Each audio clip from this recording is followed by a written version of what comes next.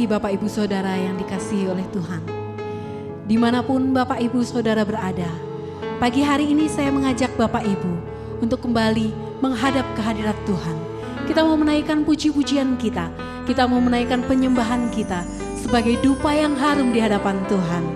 Biarlah hanya Dia saja yang kita sembah, hanya Dia saja yang layak untuk kita puji dan kita muliakan. Haleluya.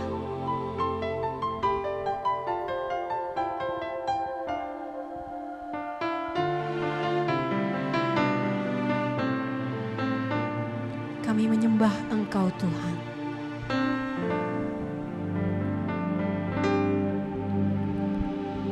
Yesus, Kau telah memulai segala yang baik dalamku. Engkau menjadikanku serupa gambaran-Mu dan berharga di mata-Mu. Yesus, Kau telah memulai karya yang mulia dalamku. Kau berikan hidupku sebagai ganti dosaku, karena kasih-Mu padaku.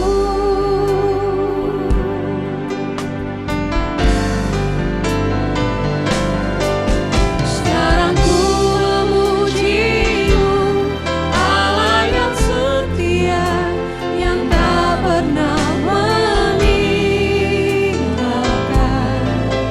perbuatan tangan-Mu. Sekarang ku menyembah-Mu, Allah yang mulia, sempurnakan senam hidupku agar indah bagi-Mu.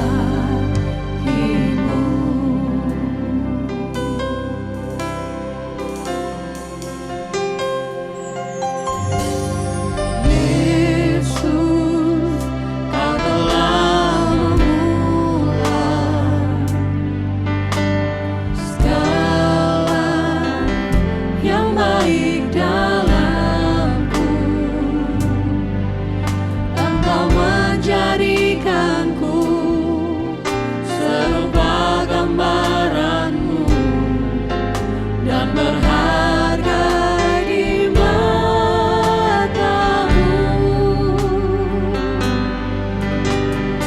Yesus, Kau telah memulai karya yang mulia dalamku.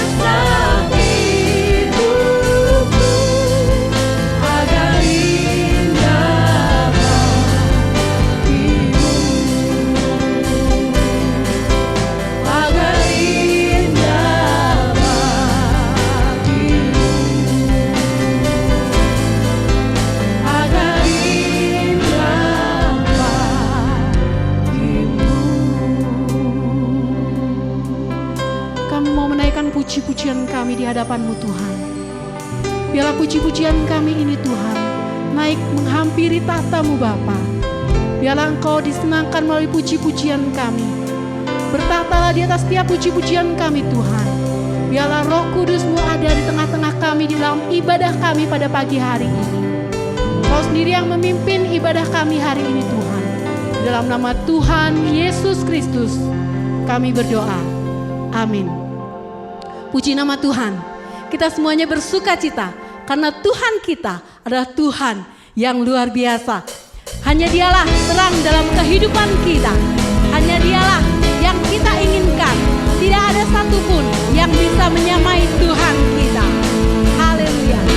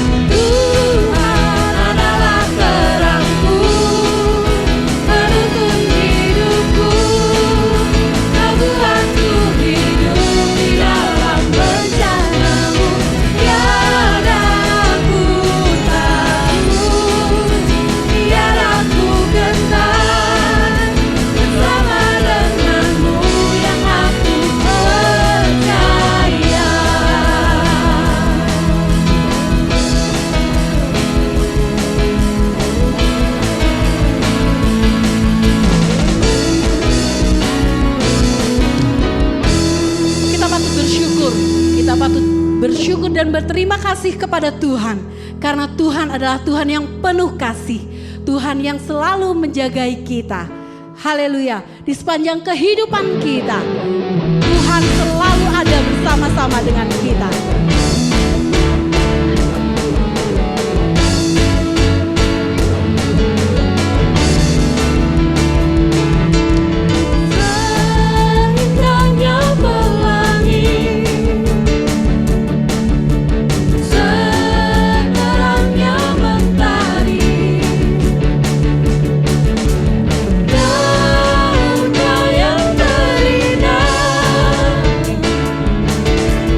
Oh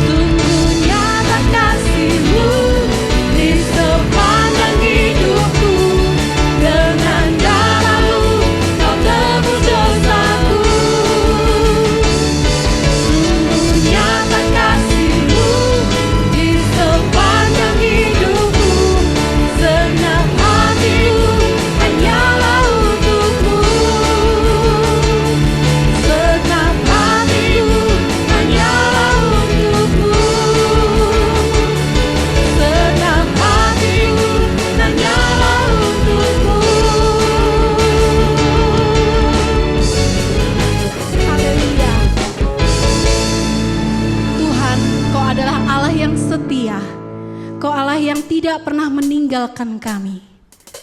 Karena itu Tuhan, kami rindu Tuhan menyenangkan hati-Mu. Biarlah Roh Kudus pun hadir di tengah-tengah kami Tuhan, untuk mengubahkan hati kami, untuk membawa kami semakin hari semakin serupa dengan gambaran-Mu Tuhan. Terima kasih Tuhan.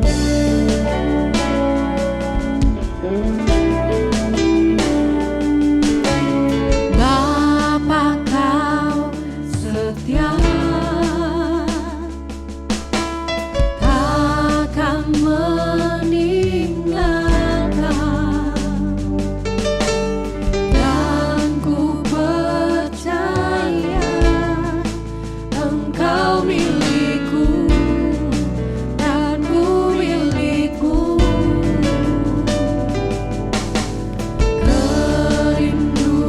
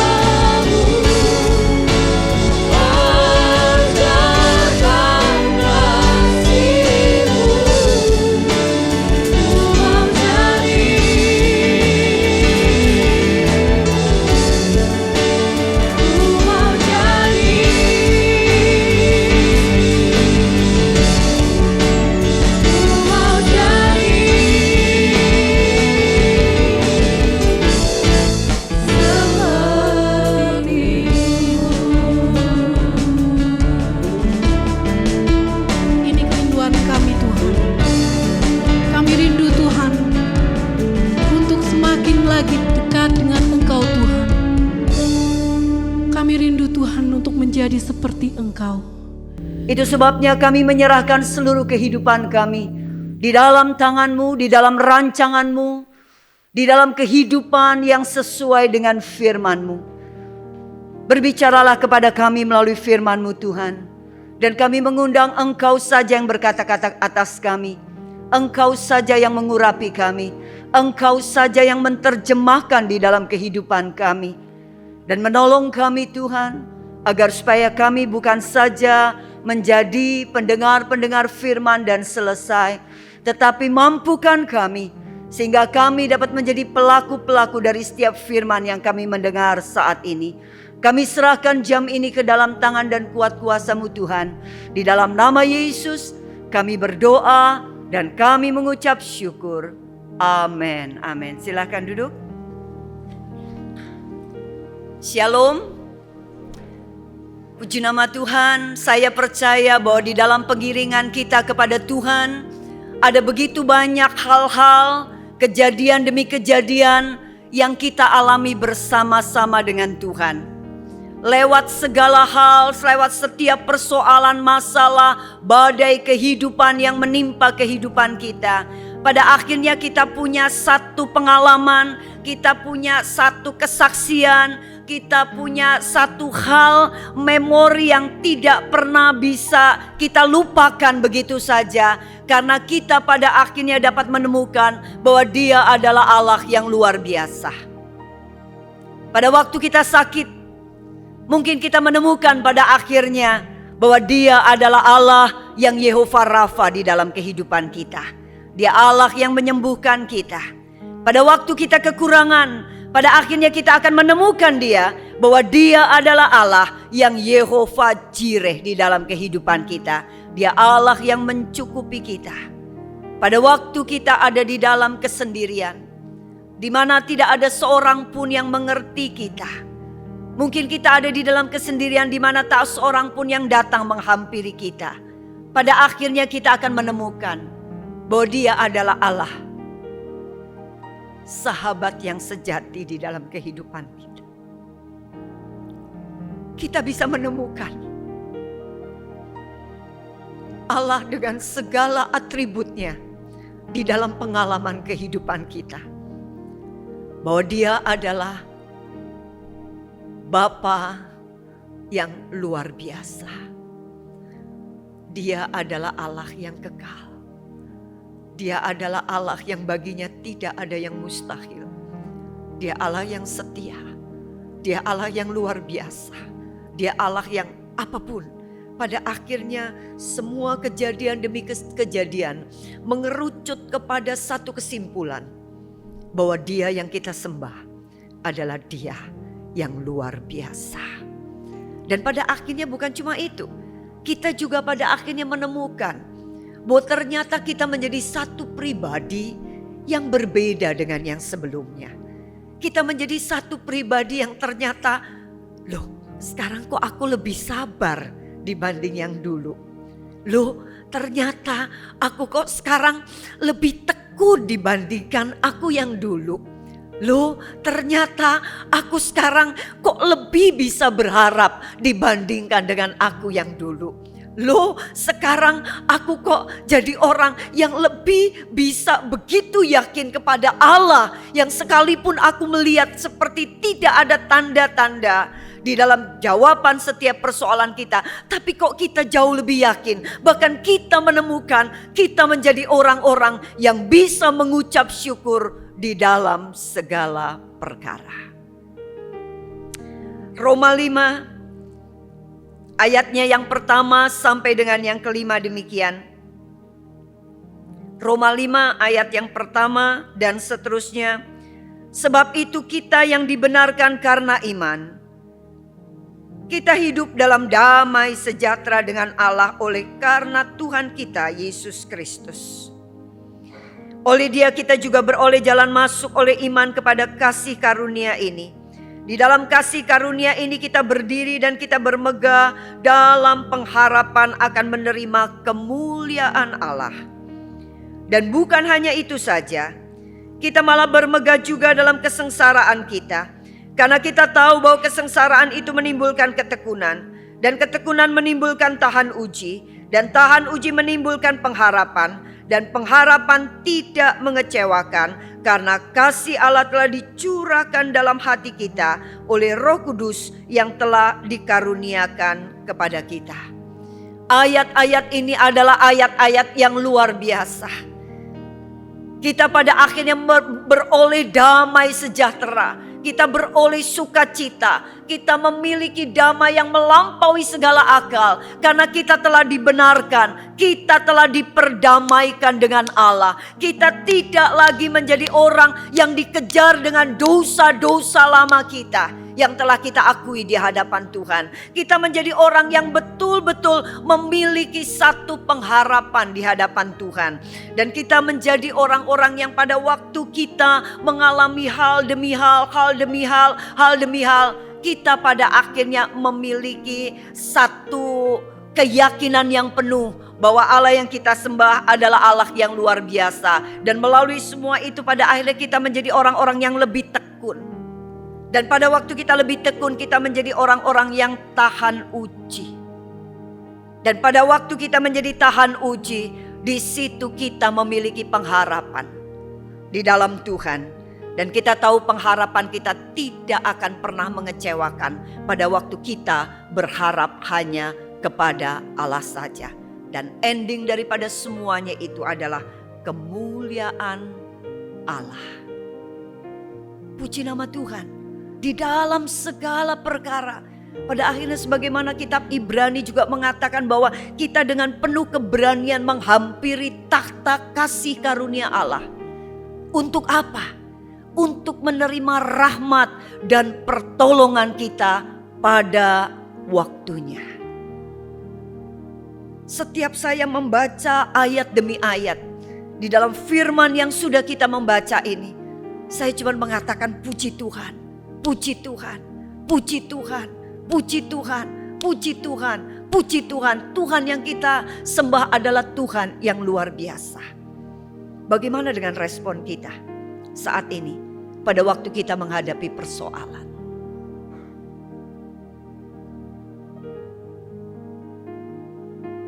Apakah kita tahu bahwa Dia adalah Allah yang akan membuat satu cerita dan berujung dengan kemuliaan namanya? Bagaimana dengan respon kita? Pada waktu kita mengalami semuanya ini, apakah kita menjadi orang-orang yang tekun menjalani semuanya itu? Kita menjadi orang-orang yang tahan uji. Kita bukan lagi menjadi orang Kristen yang ecek-ecek. Kita bukan menjadi orang Kristen yang murahan. Kita bukan menjadi orang Kristen yang baru diterpa angin sedikit kita sudah oleng. Kita bukan menjadi anak Tuhan yang pada waktu kita digoncang sedikit kita sudah lari meninggalkan Tuhan. Kita sudah menjadi orang yang tidak lagi menjadi percaya kepada Dia. Tuhan sedang membawa kita menjadi orang-orang yang tahan uji. Tuhan menjadikan kita orang-orang yang luar biasa. Tuhan sedang menggembleng kita sehingga kita menjadi orang-orang yang lulus.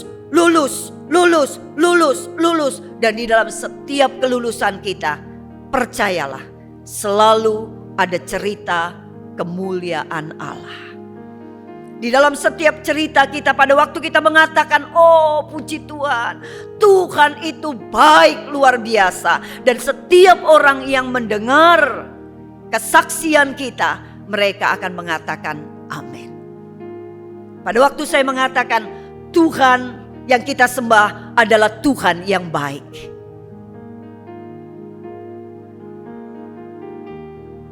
Tuhan yang kita sembah adalah Tuhan yang dahsyat. Yang bicara amin, mereka adalah orang-orang yang pernah mengalami. Itu sebabnya dia berani mengatakan amin. Dia tahu, dia pernah mengalami itu. Tuhan yang kita sembah adalah Tuhan yang baik. Tuhan yang kita sembah adalah Tuhan yang setia. Tuhan yang kita sembah adalah Tuhan yang tidak pernah meninggalkan dan membiarkan kita. Tuhan yang kita sembah adalah Tuhan yang tidak membawa kita kepada pencobaan-pencobaan yang Tuhan sendiri tidak menyediakan jalan keluar bagi kita. Saya rindu bahwa setiap kita pada akhirnya kita akan memiliki pengalaman-pengalaman yang berujung di end dengan pernyataan amin. Amin. Amin. Setiap baca firman, karena sudah mengalami, sehingga yang keluar dari lidah bibir ini adalah pernyataan amin, amin, amin, amin. Orang yang berhikmat, orang yang betul kenal Tuhan adalah orang yang bisa mengaitkan, orang yang bisa menghubungkan antara persoalan demi persoalan yang terjadi di dalam kehidupannya dengan kebaikan Tuhan. Orang yang bijak adalah orang yang mampu mengaitkan setiap persoalan demi persoalan yang terjadi di dalam kehidupannya dengan apa? Dengan rancangan Tuhan yang luar biasa di dalam kehidupan kita. Orang yang mampu mengaitkan setiap persoalan demi persoalan yang terjadi di dalam kehidupan kita dengan kemuliaan Allah. Karena kita tahu Roma 8 ayat 28 mengatakan Allah turut bekerja di dalam segala perkara untuk mendatangkan kebaikan bagi mereka yang mengasihi Dia. Yaitu apa? Ayat yang ke-29 mengatakan agar supaya pada akhirnya, Jangan selesai di ayat 28 ya. Karena kalau selesai di ayat 28 nanti kita menuliskan, menuntut Tuhan, memberikan apa yang kita mau. Tetapi di ayat 29 dikatakan bahwa Allah turut bekerja di dalam segala perkara untuk mendatangkan kebaikan. Agar supaya 29 mengatakan supaya kita pada akhirnya menjadi serupa dengan gambaran anaknya. Supaya kita menjadi serupa dengan Kristus. Masalah penyelesaian persoalan di dalam kehidupan kita itu gampang bagi Tuhan. Terlalu gampang. Karena Dia adalah Allah yang El Shaddai. Dia Allah yang Maha Kuasa. Bagi Dia gak ada yang mustahil. Itu terlalu mudah. Detik ini kita begini, detik ini Tuhan bisa lakukan sesuatu yang luar biasa dalam hidup kita. Tetapi yang terbatas bagi Tuhan itu adalah kehendak bebas kita. Tuhan memberikan kepada kita kehendak bebas. Respon apa yang kita mau ambil? Apa yang kita mau melangkah? Apakah pada waktu persoalan itu datang dan kita mau mengatakan bahwa puji Tuhan, haleluya, aku mau terus tekun karena aku percaya at the end of this story ada kemuliaan Allah yang Tuhan mau nyatakan bagiku. Atau pada waktu kita mengalami persoalan, kita mau mengambil keputusan untuk menjadi orang yang goyah, bimbang, meragukan Tuhan, susah, khawatir, takut, galau, bete. Atau kita mau menjadi orang yang pada akhirnya meninggalkan Tuhan, bahkan memaki-maki Tuhan, bahkan menjelek-jelekan Tuhan. Dan itu keputusan ada di tangan kita. Penyelesaian persoalannya mudah bagi Tuhan. Tetapi ada bagian yang harus kita melakukan. Apa yang kita mau putuskan? Apakah kita mau masuk seperti yang Roma 5 ayat 1-5 ini mengatakan. Ada satu ketekunan, ada satu keyakinan bahwa pengharapan kita di dalam Tuhan tidak akan pernah mengecewakan. Dalam hidup, yang terpenting itu bukan apa yang terjadi di dalam kehidupan kita. Dalam hidup yang terpenting adalah bagaimana respon kita. Bagaimana respon kita terhadap semua persoalan yang terjadi? Ayub, dia mengalami persoalan, dia kehabisan segala sesuatunya. Anaknya habis, hartanya habis, nama baiknya habis. Istrinya pun meninggalkan dia. Bahkan tubuh yang melekat pun harus ada di dalam keadaan yang tidak baik. Dia kehilangan segala-galanya. Tetapi dia meresponinya bukan dengan memaki Tuhan. Dia meresponinya bukan dengan meninggalkan Tuhan. Dia meresponinya dengan mengatakan, Tuhan yang memberi, Tuhan yang mengambil, terpujilah nama Tuhan. Dan pada waktu dia merespon seperti itu, kita tahu apa yang terjadi. Tuhan memulihkan kehidupannya bahkan 2 kali lipat. Kemuliaan Tuhan dinyatakan. Daniel, pada waktu dia sungguh-sungguh dengan Tuhan, sekalipun ada peraturan yang mengatakan tidak boleh menyembah Allah lain, mesti apa? Menyembah raja pada waktu itu. Tetapi Daniel gak mau. Dia tetap sembah Tuhan. Dia tetap berdoa kepada Tuhan. Dan kita tahu kenyataannya. Bahwa dia pada akhirnya harus masuk ke kandang singa, ke gua singa. Apakah itu the end of the story? Apakah itu akhir dari cerita ini? Apakah itu penghujung dari kehidupan kita? Berapa banyak orang yang sok tahu dengan mengatakan habislah sudah, habislah sudah. Berapa banyak orang sok tahu dengan mau menuliskan titik di dalam kehidupan kita, sementara Tuhan masih punya koma. Jangan kita buat titik kalau Tuhan masih buat koma.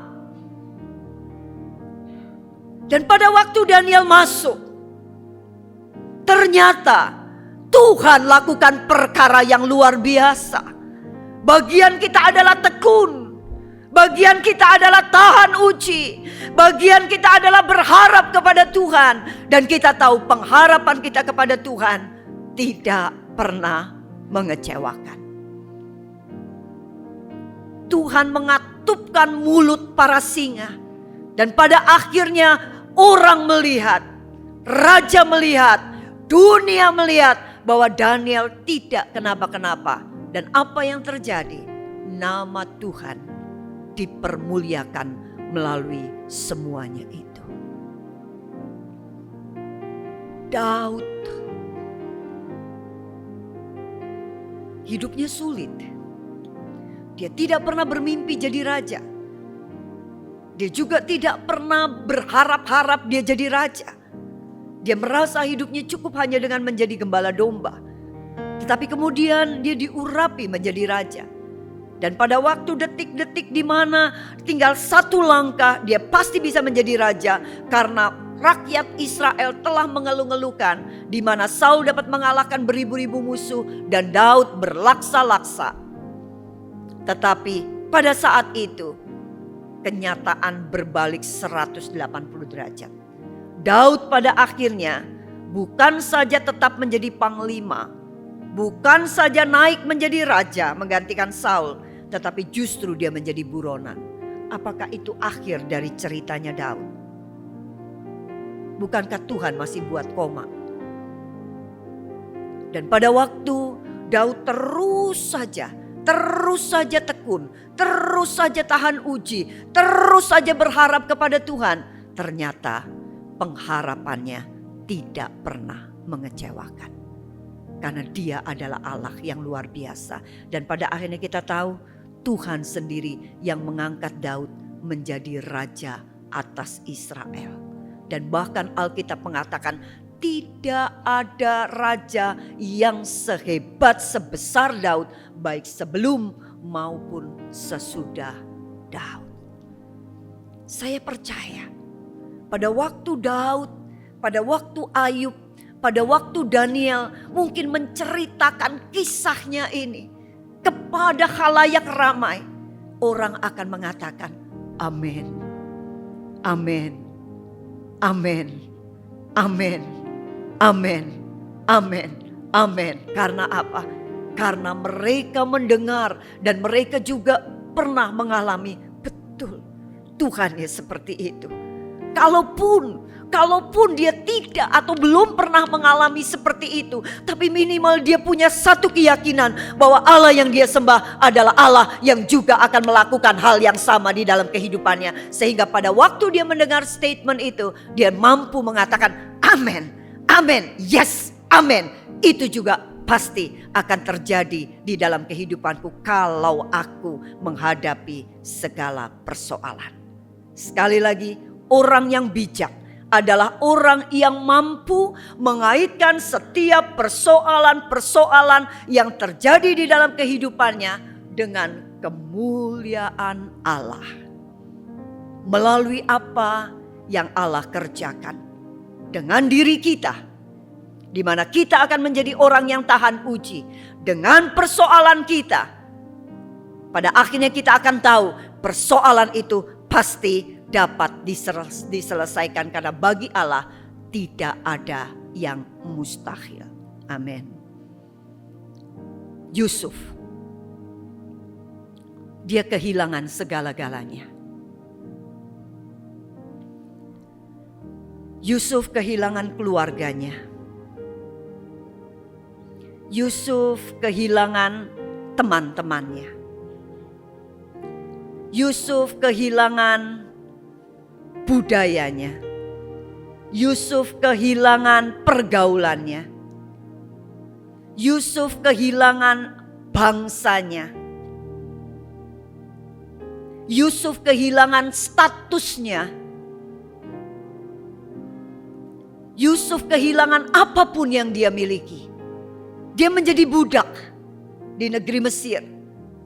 Dia menjadi orang asing di rumah di mana dia bekerja. Dia menjadi orang asing di negeri di mana dia bekerja. Dia menjadi budak, dan bukan cuma sekedar budak, tetapi dia budak yang difitnah dan budak yang dipenjarakan.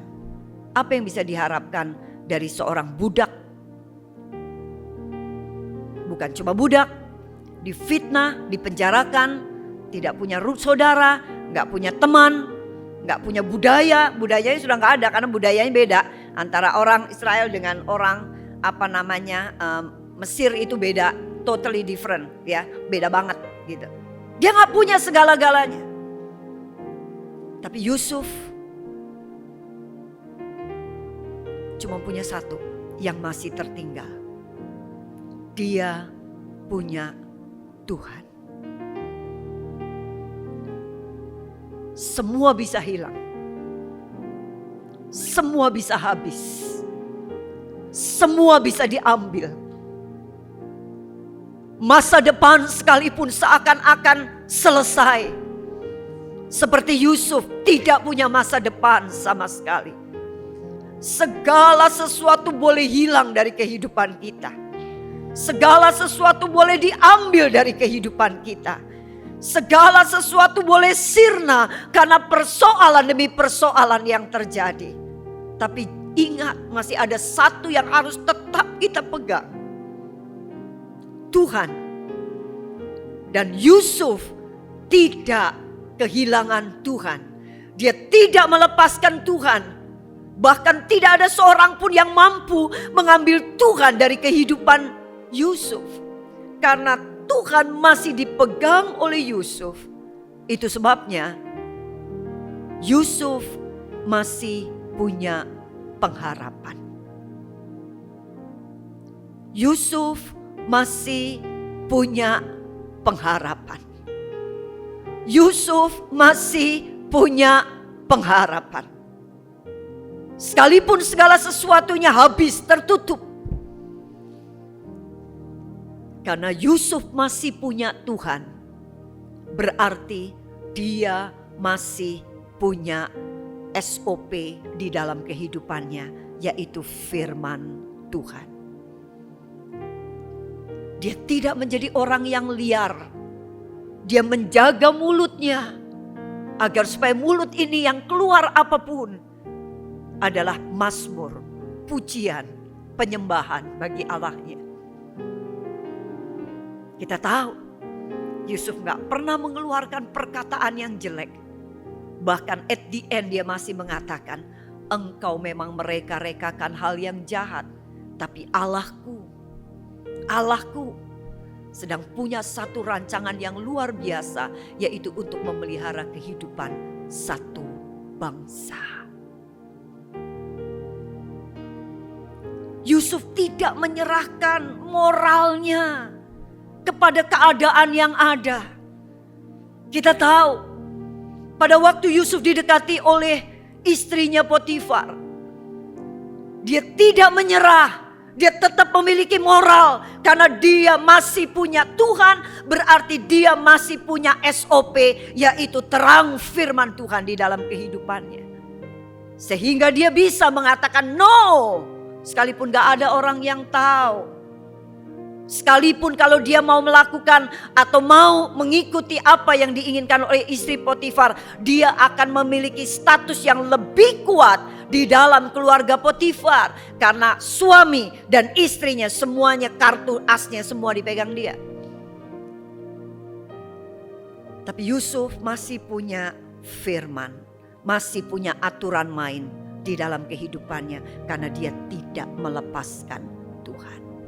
Pada waktu dia ada di dalam penjara, pengharapannya masih ada.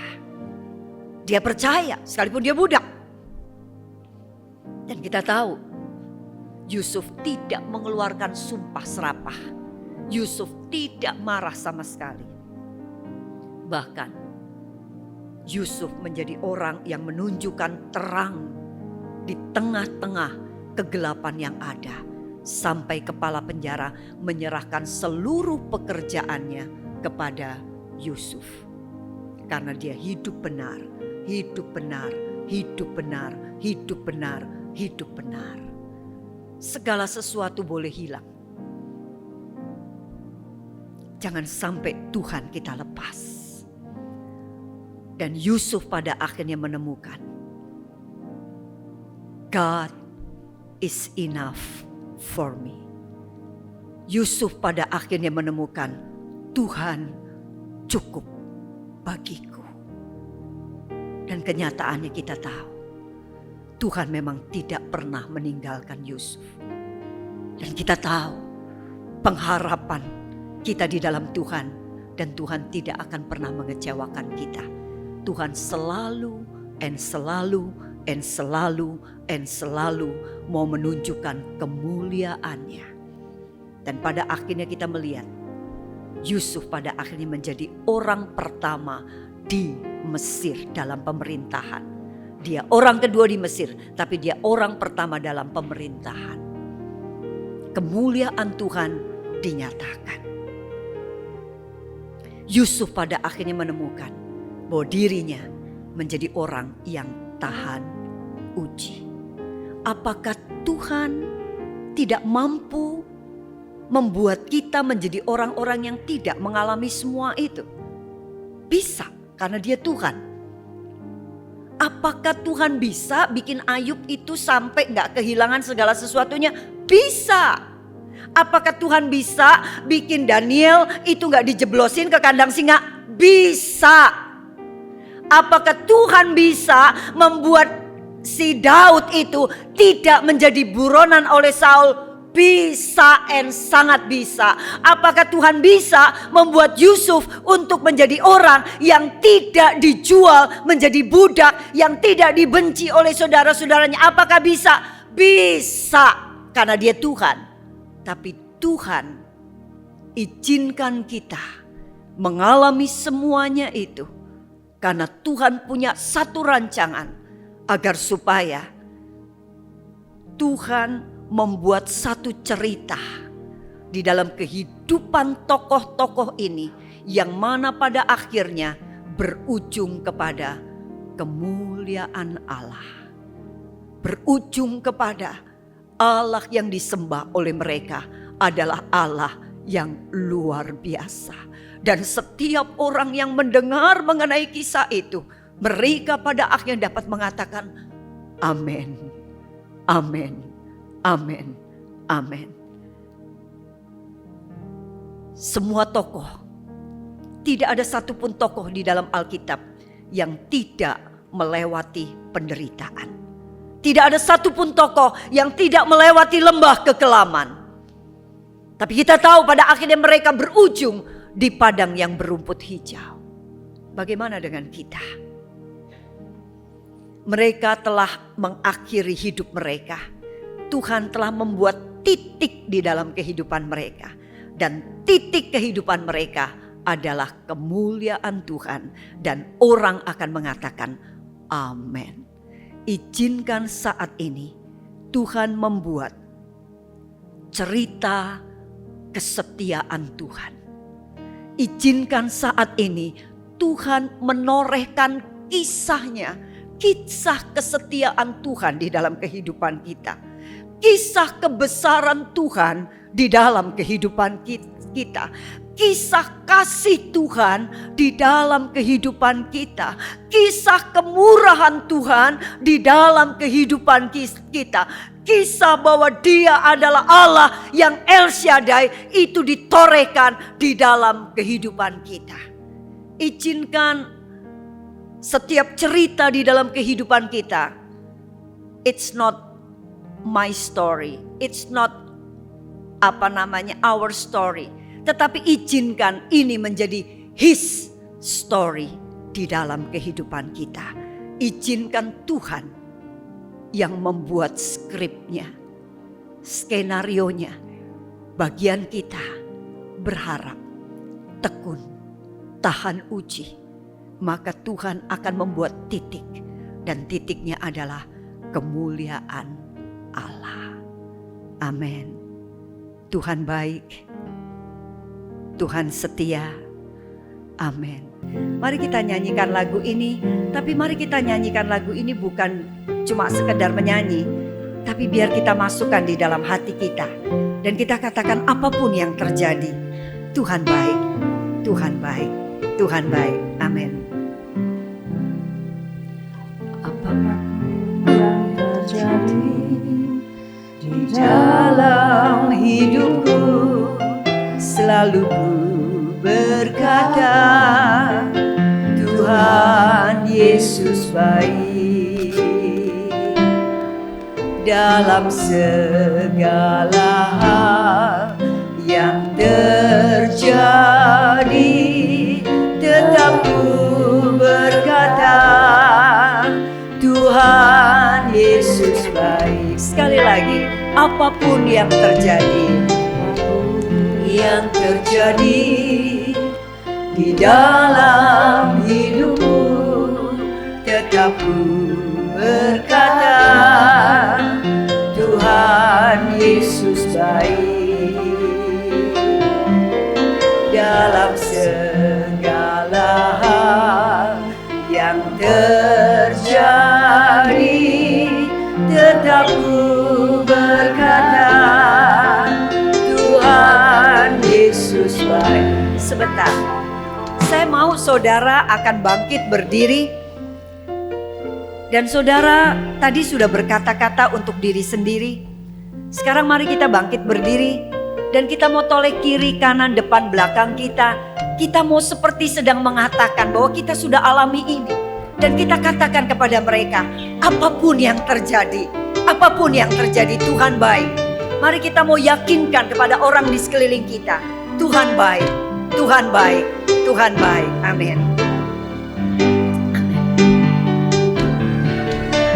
Apapun yang terjadi di dalam hidupku, tetap ku berkata, Tuhan Yesus baik. Oh Tuhan baik, Tuhan baik.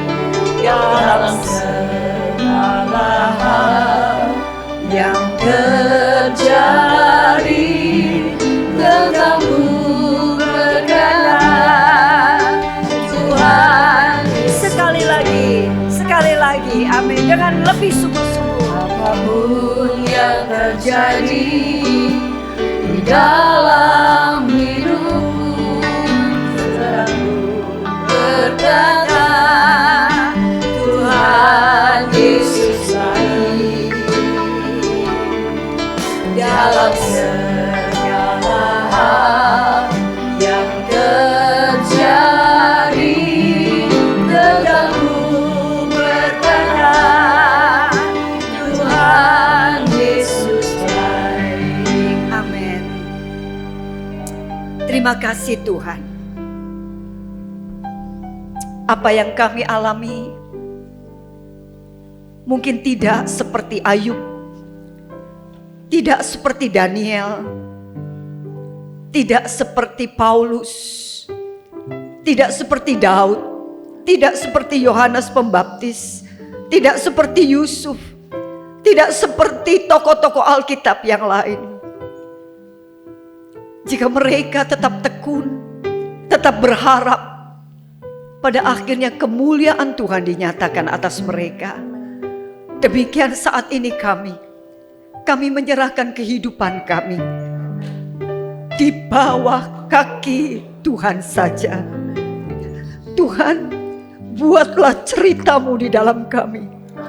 Buatlah ceritamu di dalam kami Tuhan. Kami mau bukan cerita kami, tapi kami mau cerita Engkau yang terjadi di dalam kehidupan kami. Dan kami mau Tuhan sendiri yang membuat titik semuanya itu. Dan kami mau kemuliaan Tuhan yang dinyatakan di dalam kehidupan kami. Terima kasih. Kami serahkan sepenuhnya hidup kami. Di dalam nama Yesus kami berdoa. Dan kami mengucap syukur. Semua yang percaya mengatakan amin. Amin. Yang besar, ajaib dan mulia, Kau Yesus yang selalu membuatku terpesona. Segala pujian bagi-Mu ya Tuhan, hanya Kau yang layak ku anugerah. Hanya Kau yang layak ku anugerah. Hanya Kau yang layak ku anugerah.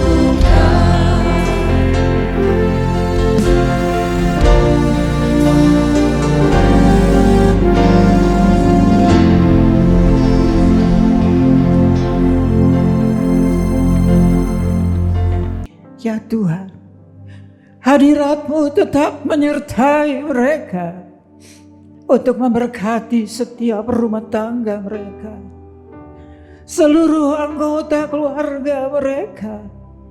Berkatilah usaha dan mata pencaharian umat-Mu. Berkatilah roti dan air mereka. Berkatilah umat-Mu ini dengan kekuatan dan kesehatan. Sesungguhnya Engkau sangat mengasihi umat-Mu. Seluruh umat-Mu ini ada di dalam telapak tangan-Mu, dan tak seorang pun dapat merampas mereka, domba-domba-Mu ini, dari dalam tangan-Mu.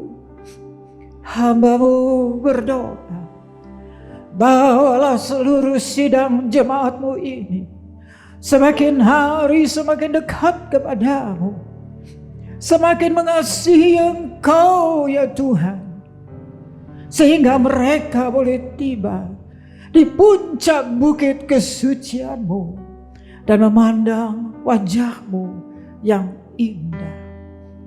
Kini sidang jemaat yang dikasihi Tuhan, Allah yang kekal adalah naungan-Mu, dan lengannya yang abadi menopang Engkau. Tuhan memberkati Engkau dan melindungi Engkau. Tuhan menyinari Engkau dengan wajah-Nya, serta memberikan Engkau kasih karunia. Tuhan menghadapkan wajah-Nya kepadamu dan memberikan engkau damai sejahtera di dalam berkat nama Tuhan Yesus Kristus.